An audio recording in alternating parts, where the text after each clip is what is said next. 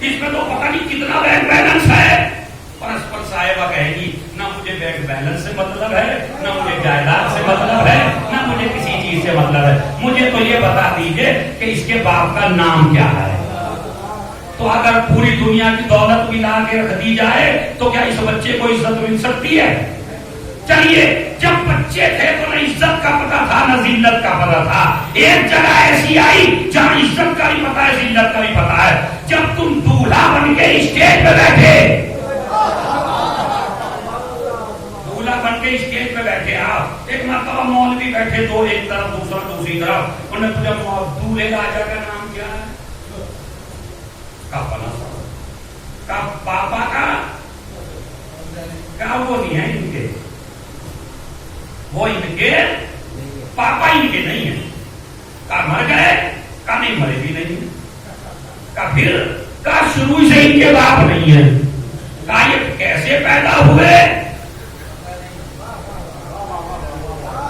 تو چاہے جتنا سفید سوٹ پہن کے بیٹھ جائیے دولہا بن کے، ذلتیں چاروں طرف سے گھیرے گی یا نہیں گھیرے گی. اور ادھر سسرے محترم سن رہے تھے، مولانا صاحب کیا ہوا؟ کہا بھائی ہم کیا بتائیں آپ سے، آپ کا جو داماد ہے اس کے باپ نہیں ہے. اس نے کہا کہ مجھے نہیں کرنی شادی بالکل بھی. جس بیوی پہ غرور کرتا رہا، جس پہ گھمنڈ کرتا رہا، جس پہ اتراتا رہا، سسرے محترم نے بھی منع کر دیا میں بیٹی نہیں دوں گا. کیوں؟ ارے خوبصورت ہے، کمانے والا ہے، دولت مند ہے، جوان ہے، بیٹی کیوں نہیں دیتا؟ کہا نہیں بیٹی اس کو دوں گا جس کے باپ کا پتہ ہو. ارے بھائی میری بات کو ضائع نہ کرنا. کہا جس کے باپ کا پتہ ہو، اس کا مطلب ہے جس بیوی پہ اتراتا رہا وہ بھی جب تک نہ ملی وہ تیری خوبصورتی کی بنیاد پہ نہیں ملی، وہ تیرے باپ کے نام کی وجہ سے ملی ہے. اب میں جملہ کہوں، ارے جس کا نام اتنا قیمتی ہے اس کی ذات کتنی قیمتی ہو.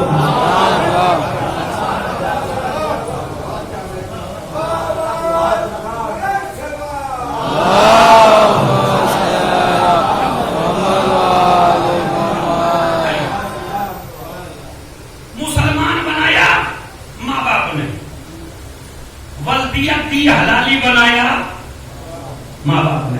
اب اور کیا چاہیے ماں باپ سے؟ اب سنو، محب آل محمد بنایا. کیا اس سے بڑی کوئی دولت ہے؟ یہ جو فرش عزا پہ بیٹھنے کے لائق بنے ہیں یہ تمہاری دولت نے نہیں بنایا. فرش عزا پہ وہی آگے بیٹھتا ہے جو حلالی ہو. اگر یقین نہیں آتا تو روایت سن لیجیے. چھٹے امام نے فرمایا من وجد عبدہ بنا فی قلبہ فلیشکر الدعاء لامہ لانہا لم تکن اباہ. جب تیرے دل میں ہماری محبت کی ٹھنڈک محسوس ہونے لگے تو جا کے اپنی ماں کا شکریہ ادا کرنا. اگر یہ خیانت کر دیتی تو تو سب کچھ ہو سکتا تھا، علی والا نہیں ہو سکتا. اب سنیے کیا کیا دیا ماں باپ نے. عزت دی ماں باپ نے، شہرت دی ماں باپ نے، مسلمان بنایا ماں باپ نے، محب آل محمد بنایا. تو آپ کا جواب پھر کہے مجھے دیا ہی یہ کچھ کیا نہیں دیا. ان سے پوچھ جس کے باپ کا پتہ نہیں ہے، جس کے ماں باپ کا پتہ نہیں ہے اس سے پوچھ تجھے ماں باپ نے دیا کیا. اور خدا کی قسم جملہ سن لیجئے، اگر آج تم کربلا والے ہو تو یہ بھی فخر کرو یہ تمہارے ماں باپ کی طہارت کا نتیجہ ہے جو تم کربلا والے بنے. ورنہ لشکر یزید میں حسین کے مقابلے پہ وہی آیا جس کے باپ کا پتہ نہیں تھا.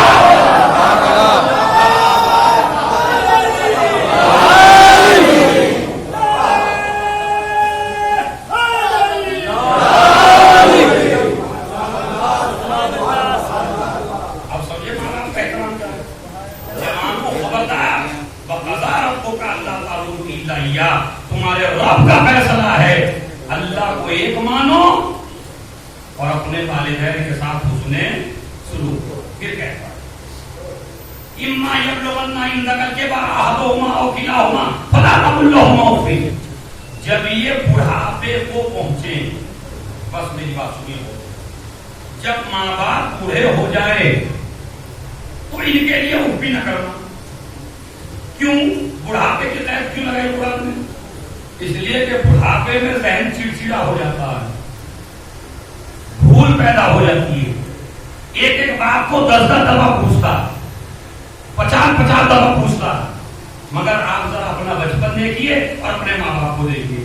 جب آپ چھوٹے سے تھے آپ نے کئی بار آپ سے پوچھا یہ کیا ہے ابا جی؟ گاڑی. آپ نے 1 دفعہ پوچھا جب بتا دی، 100 دفعہ پوچھا جب، اور باپ نے 3 دفعہ پوچھ لیا کہاں جا رہے ہو؟ ارے ہم نوکری کریں یا تمہیں دیکھیں. ارے ہم کتنی دفعہ جواب دیں؟ ارے بولتے کیوں ہو؟ جب آپ کی سمجھ میں نہیں آتا آپ اتنی بار پوچھتے ہیں. میں جواب دیتے دیتے تھک گیا. جب تم بچے تھے تو باپ نہیں تھکا. آج باپ بوڑھا ہو گیا تو جوان کہتا ہے کتنا جواب دے؟ 10 دفعہ بات پوچھتے ہو. اچھا باپ کی محبت دیکھیے، جب آپ پوچھ رہے تھے تو آپ توتلے تھے. اگر آپ نے کوا بتایا باپ نے تو آپ نے ٹبا کہا. ابا جی یہ کیا ہے؟ کہا کوا. اچھا ٹبا. اب جو دوبارہ باپ سے پوچھا ابا یہ کیا ہے تو اس نے بھی ٹبا کہا. ہاں یہ تو بھائی آپ کے گھروں میں ہوتا رہتا ہے. تو میں کہوں گا باپ سے ارے بچہ ہی تو توتلا ہے، تم توتلے تھوڑے ہو. تو وہ کہتا ہے نہیں جناب، محبت کا تقاضا یہ ہے جس لہجے میں بیٹا بولے اسی لہجے میں باپ بولتا ہے. اس کا مطلب یہ لہجے میں بولنا محبت کی دلیل ہے. میں نے دیکھا شبے معراج آدم کا لہجہ بھی موجود تھا، نوح کا لہجہ بھی موجود تھا، موسیٰ کا لہجہ بھی موجود تھا، مگر علی کے لہجے میں بولنا. اس کا مطلب ہے جتنا پیار علی سے ہے اتنا کسی سے نہیں. بس علی کل کا جو دن آ رہا ہے منگل کا، وہ آپ کے لیے عظیم پیغام لے کے آ رہا ہے. میں نے ماں باپ کے اوپر پڑھ دیا، ماں کے اوپر بس آیت کا ترجمہ کر دیتا ہوں. ماں کو کتنی محبت ہوتی ہے بیٹے سے. وَأَوْحَيْنَا إِلَىٰ أُمِّ مُوسَىٰ، ہم نے موسیٰ کی ماں کی طرف وحی کی. کیا؟ اس لیے کہ بچے فرعون مستقل ختم کرتا جا رہا ہے. 70,000 بچے قتل کر چکا ہے. کتنے؟ بولیے. یہ 70,000 اتنا ہی ہوگا جتنا جلدی ہم نے کہہ دیا؟ کیا 70,000 نسلیں ہیں؟ 70,000 نسلیں ختم کی ہیں ایک فرعون نے. 70,000 بچے قتل کر دیا. اچھا کس جرم میں؟ موسیٰ پیدا نہ ہونے پائے. موسیٰ پیدا نہ ہونے پائے. 70,000. آپ سمجھے نبی کی جان کی قیمت کیا ہے؟ 70,000 بچے قتل کر کے کیا موسیٰ کی ولادت رکی؟ تو پھر تم کیوں مایوس ہوتے ہو آج کے سپر پاور سے، آج کی دنیاوی طاقتوں سے؟ اللہ نے فرعون کے مسئلے میں بتا دیا ہے کہ اگر 70,000 بچے بھی قتل کر دے تو موسیٰ کی ولادت رکتی نہیں ہے.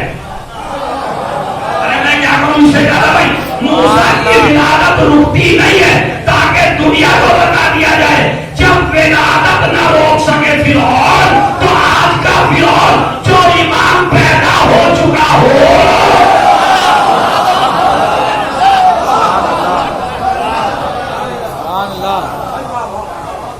آج کے فرعون سے بھی رکنے والا 70,000 بچے قتل کر دیے. اچھا کمال دیکھیے آپ، 70,000 فرعون کے زمانے میں بچے مارے گئے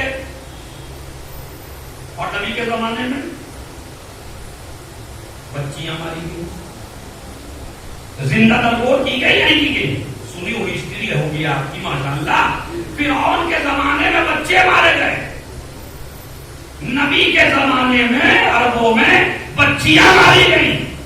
آج کا زمانہ اس سے بھی خطرناک ہے.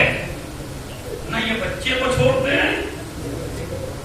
بچی کو چھوڑتے ہیں. تو اس کا مطلب یہ ہے اس زمانے میں کسی ایسے امام کی ضرورت ہے کہ جو موسیٰ کا بھی وارث ہو, محمد مصطفیٰ کا بھی وارث ہو. سبحان اللہ, سبحان اللہ.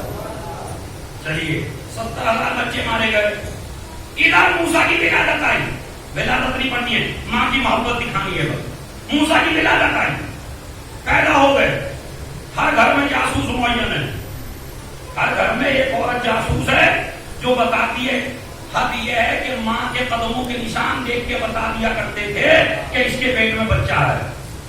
اتنا علم عروج پہ تھا اس زمانے میں, سمجھ رہے.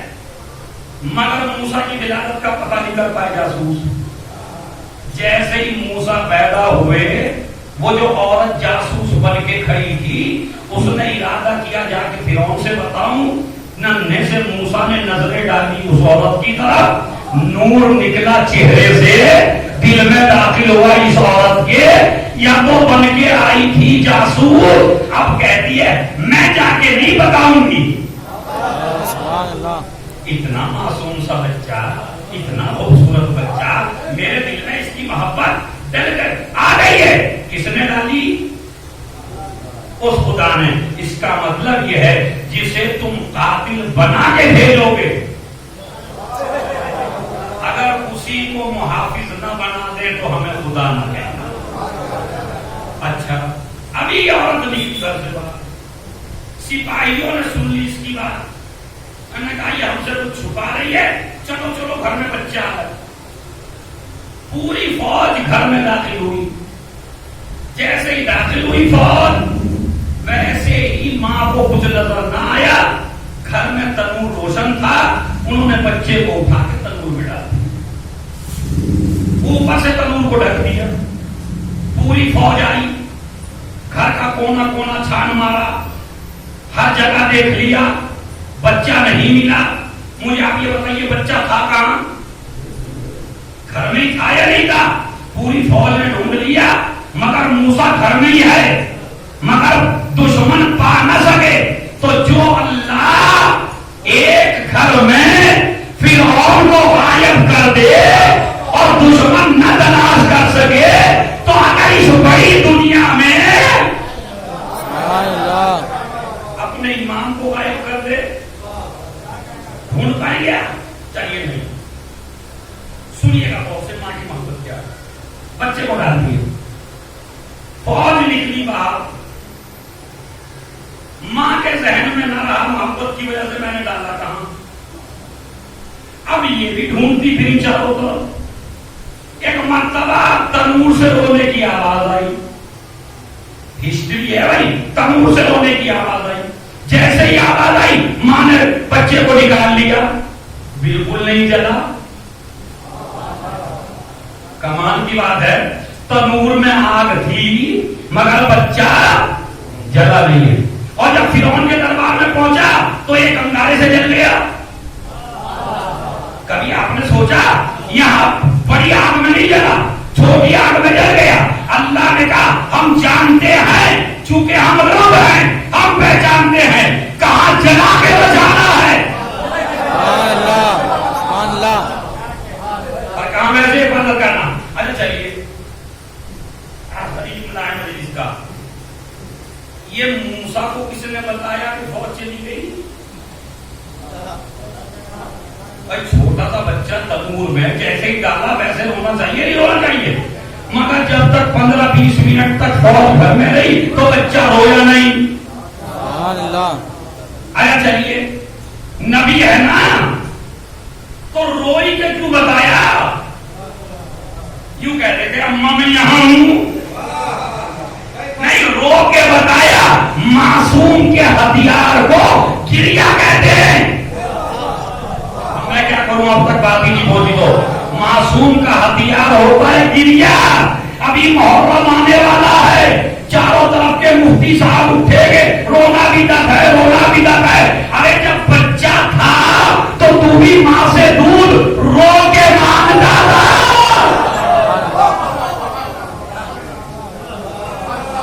اس کا مطلب ہے جو نبی ہوتا ہے اسے پتا ہے کہاں رونا ہے, کہاں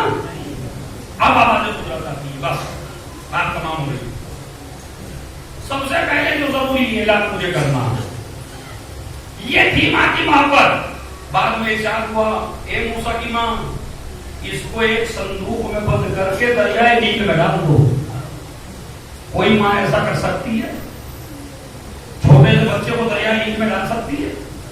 نہیں ڈال سکتی. لیکن اگر اس کا حکم ہو جائے دریائے نیل میں ڈال دیا. حفاظت کرنے والے ہم ہیں.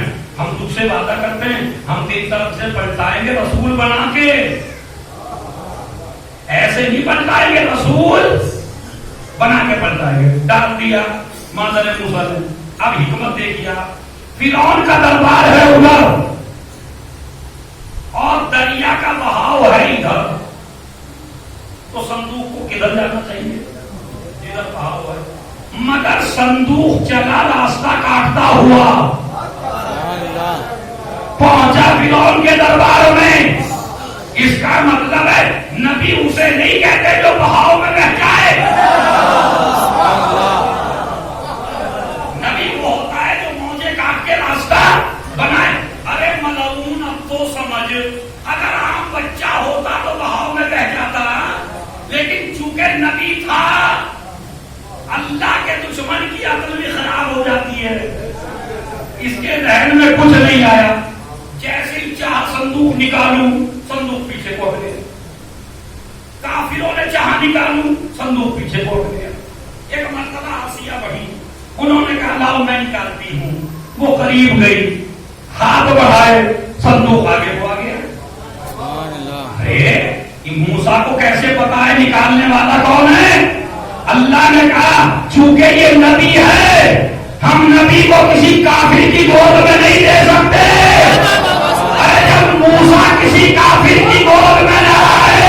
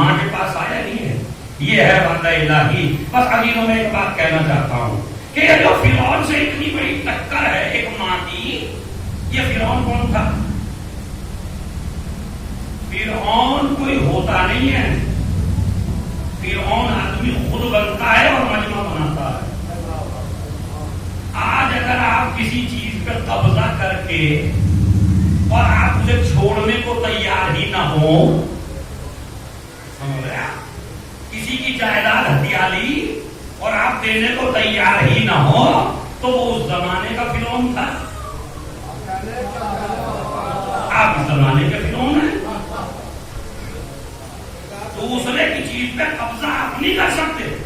اور پھر کہہ دو غاصبوں پہ اللہ کی لعنت ہو، تو لعنت پہنچانے سے نہیں پہنچتی، ان پہ لعنت اس وجہ سے ہوئی کہ وہ غاصب تھے. تو جو بھی غاصب ہوگا اسی اس پہ لعنت ہو. فرعون کیا تھا؟ قبرستان کے مردوں کا کفن چلایا کرتا تھا.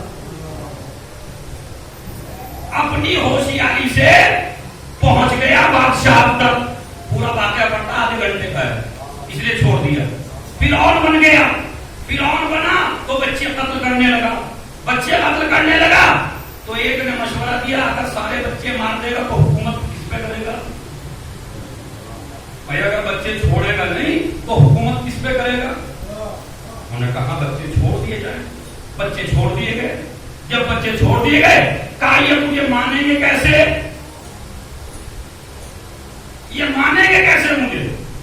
کہا یہ ایسے تو مانیں گے نہیں. اگر عالم ہوں گے، ایجوکیشن ہوں گی، پڑھائی ہوگی، تعلیم ہوگی تو تجھے کوئی مانے گا نہیں. ایسا کر اپنی سلطنت میں جتنے بھی اسکول ہیں، جتنے بھی کالج ہیں، جتنے بھی مدرسے ہیں سارے بند کر دے. اس نے اپنے زمانے کے سارے اسکول، سارے کالج، سارے مدرسے بند کر دیے. اب جو جوان نکلا تو جاہل، جب طبقہ جاہل ہو جائے تو وہ یزید کو بھی حاکم مان سکتا ہے اور فرعون کو خدا بھی مان سکتا ہے. ارے بھائی میری مجلس کا سب سے قیمتی جملہ تھا آل محمد نے علم پہ زور کس لیے دیا؟ اسی لیے تو دیا جتنا جتنا علم بڑھتا جائے گا.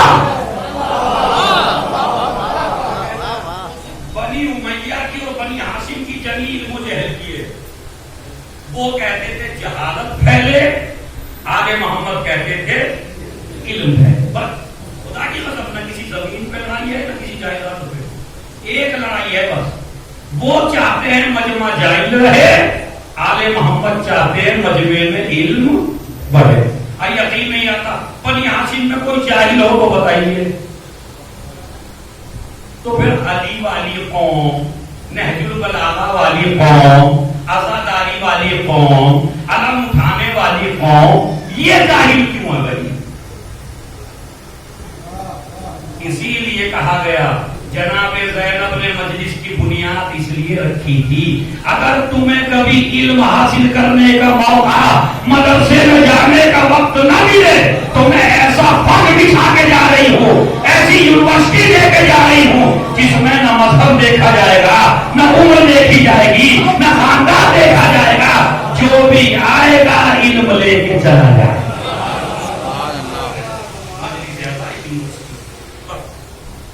فرعون نے سارے مدرسے بند کروا دیے، مجمع جاہل ہو گیا. اس کے بعد اس نے شراب کو عام کر دیا. ایک جنگل میں لے جا کے سب کو شراب پلوائی. آپ سمجھے شراب کیوں حرام ہے؟ اور آزادار ہو کے شراب پیے. حیرت کی بات نہیں ہے، افسوس نہیں ہے. شراب اور جہالت آل محمد کے سب سے بڑے دشمن ہیں. اس لیے کہ فرعون کو فرعون انہی لوگوں نے مانا جو جاہل تھے، اور جب جاہل ہو کے ان کے ہاتھ میں شراب تھما دی اور اب پوچھا بتاؤ تمہارا خدا کون ہے؟ اب نشے میں تھے لوگ سب جھوم کے کہنے لگے اجی آپ ہی تو ہیں. تو اس کا مطلب ہے خدا کب مانا؟ جب جہالت پیدا ہو گئی اور شراب کے نشے نے عقل غائب کر دی. اسی لیے آل محمد نے کہا جو تمہاری عقل کو غائب کر دے وہ حرام ہے. شراب کیوں حرام ہے؟ اس لیے کہ پتہ نہیں رہتا ماں کون ہے، زوجہ کون ہے، بہن کون ہے، بھائی کون ہے، رشتے دار کون ہے. اسی لیے اسلام کہتا ہے حرام. تو عزیزو انشاءاللہ آپ کے یہاں 25 اگست میں ایک بہترین پروگرام ان طلباء کو، ان اسٹوڈینٹس کو کہ جنہوں نے اچھے نمبر حاصل کیے، اعزازی شکل میں کچھ نہ کچھ آپ یہاں کرتے رہتے ہیں. 25 میں انشاءاللہ یہاں بہترین پروگرام ہے. آئیے ضرور. اپنی اولاد کو اگر فرعون سے بچانا چاہتے ہو تو علم کے دروازے پہ آپ کو آنا پڑے گا. آج محمد علم پھیلانا چاہتے ہیں، جہالت پھیلانا نہیں چاہتے ہیں. عالم ہوگا تو ماں باپ کی مانے گا، عالم ہوگا تو خدا کی مانے گا، عالم ہوگا تو نہ فرعون کو نہ مانے گا نہ یزید کو مانے گا. اس لیے ضروری ہے نالج، علم بہت زیادہ ضروری ہے. ہمارے بچوں کو آج تعلیم کی شدید ضرورت ہے. اچھا کھانا کھلاؤ یا نہ کھلاؤ مگر انہیں اچھا علم ضرور دو. اور اگر تم قبر میں چلے گئے تو سب سے پہلا سوال ہوگا جو امانت ہم نے تمہاری گود میں ڈالی تھی اس امانت کو کس راستے پہ لگا کے آئے ہو. بس یہ ایک ماں کے سارے سوال کی مجلس ہے. ایک ماں کو کتنی محبت ہوتی ہے اور بچوں کو کتنی محبت ہوتی ہے. 3 عمل سن لیجیے آپ. منگل کے دن غدیر غدیر ہے، اس کا پہلا عمل ہے کہ آپ روزہ رکھیے. غدیر کے دن روزہ، امام نے فرمایا جو انسان غدیر کے دن روزہ رکھے گا اس کو 60 مہینوں کے روزوں کا ثواب ہے. 60 مہینوں کے روزے. اور کہیں ہے جتنی دنیا جب تک رہے گی تب تک اس روزہ رکھنے والے کو ثواب ملتا رہے گا. دوسری روایت، جو انسان غدیر کے دن روزہ رکھے اس کو صوم الدہر کہا جاتا ہے. یعنی پورے زمانے کا، جتنی زمانے کی زندگی ہے جتنا ثواب اگر آپ قیامت تک زندہ رہتے اور روزہ رکھتے رہتے تو جتنا ثواب آپ کو جب ملتا اتنا ثواب خالی آپ کو غدیر کے دن ملتا. دوسرا عمل آپ کو کرنا غسل غدیر. غسل عید غدیر کرتا ہوں سنت قربتاً الی اللہ.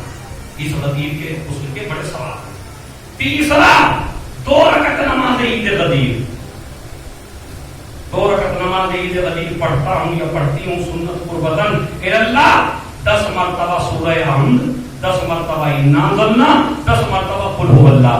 امام فرماتے ہیں جس نے غدیر کے دن یہ نماز پڑھی اسے 1 لاکھ حج کا ثواب ملے گا، 1 لاکھ عمرے کا ثواب ملے گا. کوئی بھاری باتیں آپ کر سکتے ہی نہیں کر سکتے. خدا کی قسم محشر میں ہم اور آپ پکڑے جائیں گے کیونکہ غدیر ہم نے ایسا نہیں منایا. دیوالی ہندو حضرات کیسے مناتے ہیں؟ آپ کے بچے کو بھی یاد ہے کہ دیوالی ہے مگر ہمارے شیعہ بچے کو غدیر معلوم نہیں ہے. یہ غدیر پہ ظلم ہے. لہذا جب عید غدیر کی شب آئے تو ہر شیعہ چاہے 100 روپے کی لائٹ لائے اپنے گھر پہ لگائے، نظر و نیاز کرے. روایت موجود ہے اچھا کھلاؤ غدیر کے دن، اچھا پہناؤ غدیر کے دن، شاپنگ کراؤ اپنی بیویوں کو ہر سال. دیوالی پہ نہ کراؤ، ہولی پہ نہ کراؤ. میاں اگر بچوں کو شاپنگ کرانا ہے، بیوی کو شاپنگ کرانا تو غدیر کے دن کراؤ تاکہ پورے سال نہ تمہارے بچوں کے ذہن سے غدیر جائے نہ تمہاری بیوی کے ذہن سے غدیر جائے. کیا آپ نہیں کر سکتے؟ مطلب کون سی بات ہے جو آپ نہیں کر سکتے؟ اگر آپ اپنے گھروں پہ لائٹنگ لگا لیں کتنے کی آئے گی بھائی؟ اچھا جس پہ نہیں ہو ہاتھ اٹھائے میں دوں گا اسے 100 روپے اگر بالکل ہی غریب ہے. اور اگر ہیں تو ان سے وعدہ کیجئے انشاءاللہ اس سال غدیر ایسے ہی واجب ہے جیسے نماز، جیسے روزہ، جیسے حج. بلکہ حج اس طرح واجب نہیں ہے، روزہ اس طرح واجب نہیں ہے. روزہ واجب ہے 15 سال کے بعد، حج واجب ہے 15 سال کے بعد، نماز واجب ہے 15 سال کے بعد. غدیر واجب ہوتی ہے جیسے ہی پیدا ہوا ویسے ہی غدیر واجب ہو گئی. تیرا ایک سانس بھی حرام ہے. اگر تمہیں تو اگر لائٹ لگائیں گے ہم، روایت موجود ہے عیدی تقسیم کرو، 10 روپے میں آپ کو دوں، آپ مجھے دیں، وہ انہیں دیں، وہ انہیں دیں، وہ اس طرح دیں، تو کسی مستحق کو دیں. 1 روپے کا ثواب 1 لاکھ روپے کا ہے دوسرے مہینوں میں دے دے گا. اگر 1 روپیہ کسی مستحق کو دے دیا آپ نے غدیر تو جہاں اتنا ثواب ہو. مگر یہ دیوالی میں کر، میں نہیں کرتا دیوالی میں نہ کریے، کریے بھائی آرام میں کریے، لیکن غدیر پہ لائٹنگ کیوں بھی لگانا؟